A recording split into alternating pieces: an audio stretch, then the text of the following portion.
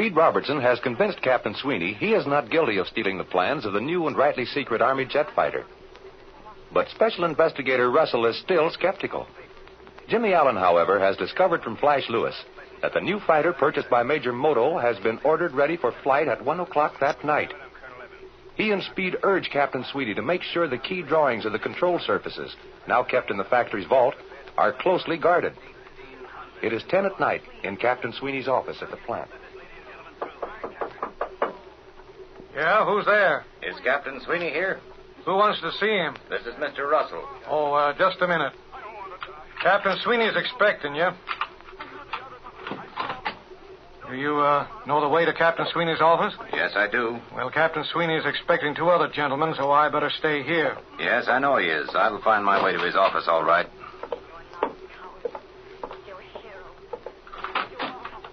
Well, hello, Russell. You're right on time. That's a habit of mine. Take a chair and make yourself comfortable. Jimmy Allen and Speed Robertson ought to be along in a minute. Have a cigar? Don't mind if I do. Here's a light. Thanks. So, young Allen and Speed Robertson haven't arrived yet, eh? No, but I'm sure they'll be here right away. I'm not so sure. Oh, come now, Russell. You don't mean to tell me that you still think Speed Robertson's the one who's been stealing these plans, do you? After I left Robertson's room, I got to thinking things over, and I'm afraid I was influenced too hastily by the story Robertson and Jimmy Allen told regarding those attempts on their lives. Well, I don't think there's any questioning the truth of their statements. After all, we know Robertson changed planes in midair, and we also know they both walked the plank with a couple of silk umbrellas. That's all true enough. Nevertheless, I think I neglected my obvious duty. I should have put Robertson under arrest. It's a cinch he couldn't steal any plans if he was in jail. And then if we should catch anyone else trying to steal the plans here tonight, it would look just as good for Robertson as though he were here with us. As it is now, he may take a run-out powder on us. Well, maybe that's true. I might have been a trifle too willing to believe Robertson's story. Well, perhaps that's them now. Come in. Here's the other 2 gentlemen you were expecting, Captain. This is Jimmy Allen and Speed Robertson. Fine. Hello, Robertson. How are you, Jimmy? Come on in. Russell here was getting a little bit worried. He was afraid you might have started a non-stop flight to Australia. Well, I haven't lost anything in Australia, Sweeney. I'm very much interested in this little expedition of ours tonight. I think we're on the right track. I wish I thought so. Well, now that we're all here, what's going to be our plan of action? Where's the safe in which the plans are kept? Russell, it's down at the other end of the large general office. I see the upper part of the partition here is glass. Can you see the safe from this office? Yes, you can by raising on your tiptoes. Here, I'll show you. You see, it's down in the far end there in the corner. Oh, yes, I see. I couldn't make it out at first. That part of the room is rather dark. Yes, you see, at night they only keep one dim light burning in the main office, but that's down at this end. Well, it's 10:10 now. I'm willing to sit around here for a while, but if nothing happens within a reasonable length of time, I'm going back to my hotel and hit the hay. Well, that's all right, Mr. Russell. I don't see that there's any need in keeping you up. Speed and I'll stay here and watch all night. Oh, you will you? Now, wouldn't that be sweet? Would be even better, wouldn't it, if Captain Sweeney turned over the combination of the safe to you, huh? No, we'll wait here till 12 o'clock. If nothing happens by that time, this little party's off. I'll hit my little trundle bed, but you and Speed Robertson won't be left down here. And inasmuch as I'm not going to sit up all night to watch him, I'm going to put Robertson in a specially constructed hotel where I know he'll be safe. The hoosgow, I suppose. You're a mind reader, Robertson. But I don't think that's giving our plan a fair chance, Mr. Russell. Whoever is trying to get these plans might not do anything until much later than that. I think the kid's right, Russell. Well, if you think I'm going to stay here all night in this cold, drafty factory, you got another think coming. Why, I thought clever detectives just loved to spend nights hiding in empty barrels, ready to pounce out on their quarry. Oh, yeah? Well, I can tell you that's a bunch of hooey. Besides, Mr. Russell, Major Moto's plane isn't supposed to be ready for flying until 1 o'clock. Well, I can tell you right now, I don't take any stock in that wild theory. I can't see the slightest connection between Major Moto, his airplane, and these plans. Well, I wouldn't be so sure of that, Russell. The whole thing's too fantastic. You know, I thought a good detective never jumped too rapidly at conclusions. Now, here you are ridiculing something that's very reasonable.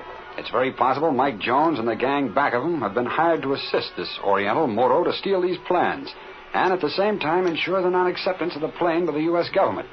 Now, Mike Jones is no dumbbell. He becomes suspicious of Jimmy Allen here and is afraid the kid knows too much. He's afraid to waste any more time, so he determines to make a last attempt to get the rest of the drawings, and if anything goes wrong, get Moto out of the country. You mean Major Moto would fly out of the country with the plans? Exactly. You accused me of ridiculing an idea, and now you're being ridiculous yourself. How's that? In the first place, I've checked this moto over at Central Flying School. He's just a primary student. He hasn't even soloed yet. But he's been seen flying the ship alone, Russell, and not only that, but starting it, too. Who saw him? Robertson here and young Allen. Have you or anyone else besides Robertson and Allen seen him flying alone? No, I guess not, but... Just as I thought. Now, in the second place, even if your theory was right, Robertson, how would he fly across the border without landing and refueling? Well, that's an easy one to answer. I was talking to Hank St. John, the man who sold Moto the plane. He's an old buddy of mine. He tells me this ship he flew down here is a specially streamlined job. He says it has a range of better than 4,000 miles. The nearest point on the border from Kansas City is about at Del Rio.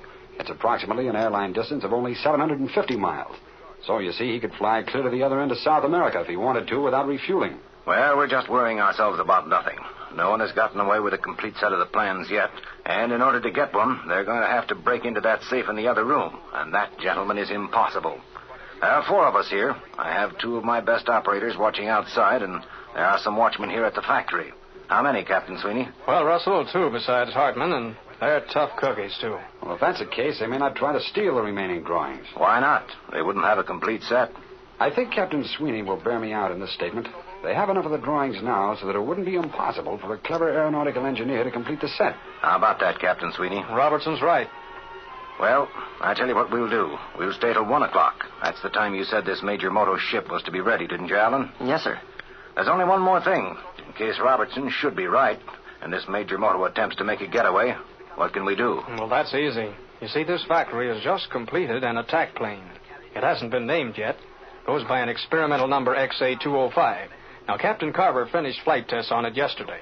Stands in the service hangar. It's equipped with 50 caliber machine guns and 2 20-millimeter cannons. And I've got plenty of ammunition right here in my office. It has a top speed that's faster than Moto's plane. I'll catch him, don't you worry about that. Now, Robertson here can go along as my gunner. I've seen him handle machine guns before. Suits me. All right, now here's what we'll do. I have my 2 men outside, and the regular factory watchmen are also on the job.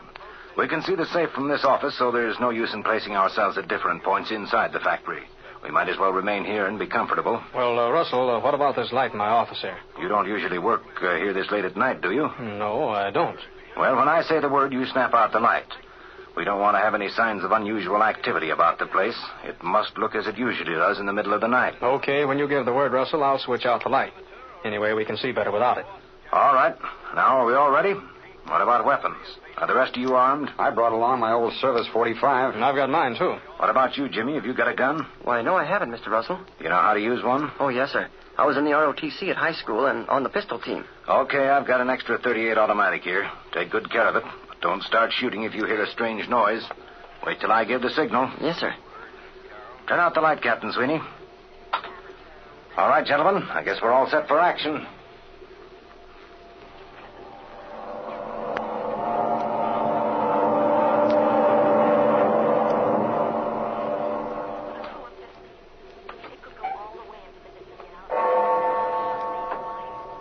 It's 12:30. Yeah, that was number 5. The night mail from Omaha. Right on time. Well, I'm getting about sick of this. I'm glad there's only a half hour to go. Besides, it's getting cold in here. Say, I think I heard a strange noise. There you go. I knew you'd be hearing a strange noise sometime pretty soon. Don't start shooting. Oh, I won't, Mr. Russell. But I did hear something. What kind of a noise was it, Jimmy? It sounded like a door being opened and closed very softly. Here, I'll take a look. I don't see anybody. I'm afraid your imagination is running away with you, Jimmy. Look, out that window. Where, Jimmy? The outside window. By golly, the kid's right. There is somebody out there. Where? Over there, in the shadow of that hangar. Oh, yes, I see. Maybe it's one of your watchmen, Sweeney. No, Russell, our watchmen carry lights with them. Perhaps it's one of your men. It could be, but I don't think so. I ordered one man to station himself at the front and the other at the back. There it is again. What, Jimmy? That noise I heard before. It sounded as though it came from the outer office. Say, come over here, Russell, and you, Captain Sweeney. What's that over in that corner? By George, it does look like the figure of a man, all right. Quiet a second, maybe he'll move. No, I don't think it is anyone. I think I must be getting goofy. I saw another figure outside this window. Everyone keep quiet.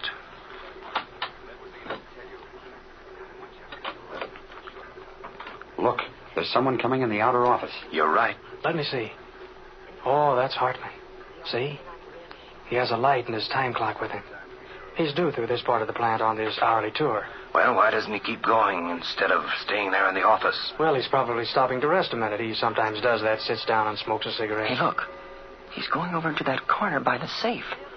That's strange. Look at him. He's holding his light up in front of that window.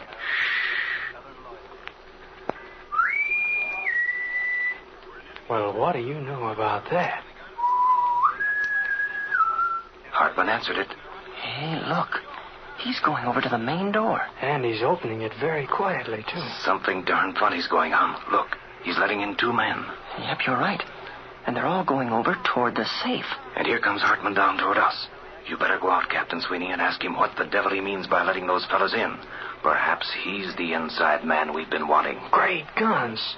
That's not Hartman. It's Shorty Mason. What has happened to the faithful Hartman? Jimmy's hunch must have been right after all. Don't miss the next episode of Jimmy Allen's Air Adventures.